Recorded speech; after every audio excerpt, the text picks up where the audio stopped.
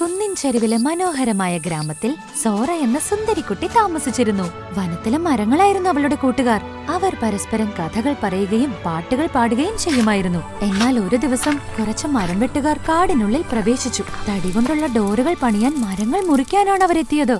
തന്റെ കൂട്ടുകാർ അപകടത്തിൽപ്പെട്ടതറിഞ്ഞ് സോറ വളരെയധികം വിഷമിച്ചു.